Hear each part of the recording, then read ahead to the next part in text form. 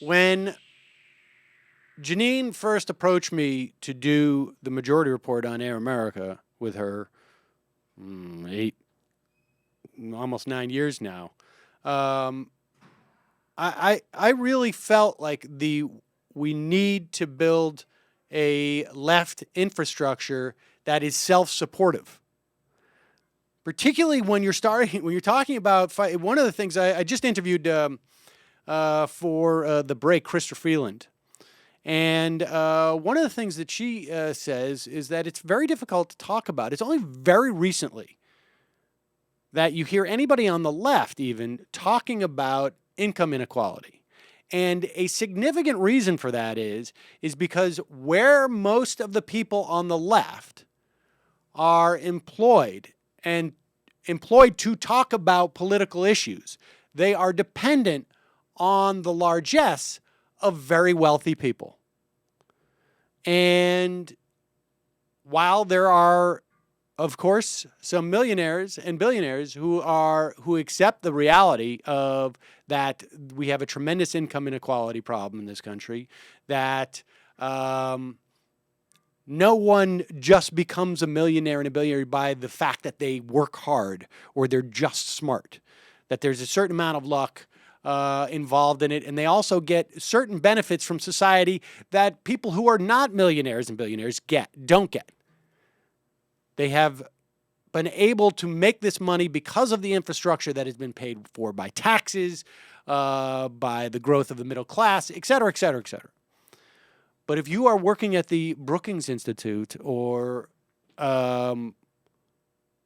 whatever left-wing think tank or policy shop or whatnot, there are some things that they're just going to get you in hot water with your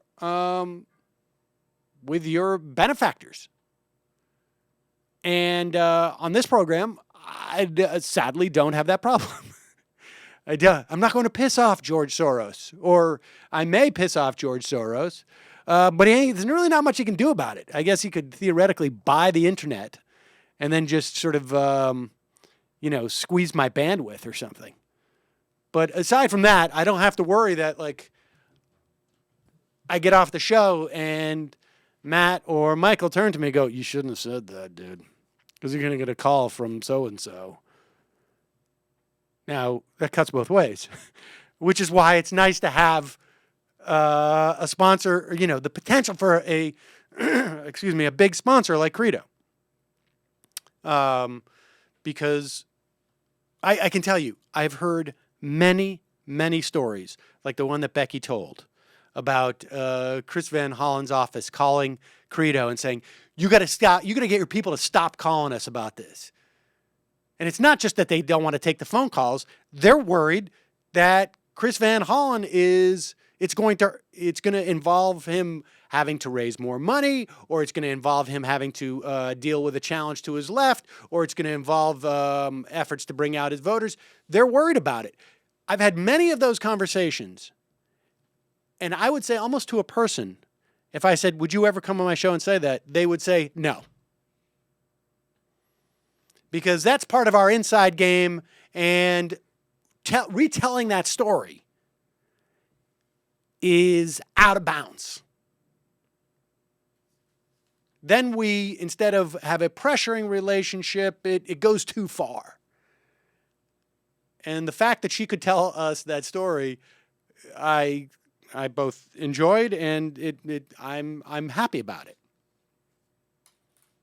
Because I can assure you that a group that relied on outside contributions could not tell that story, because they need to have access to that congressman's office.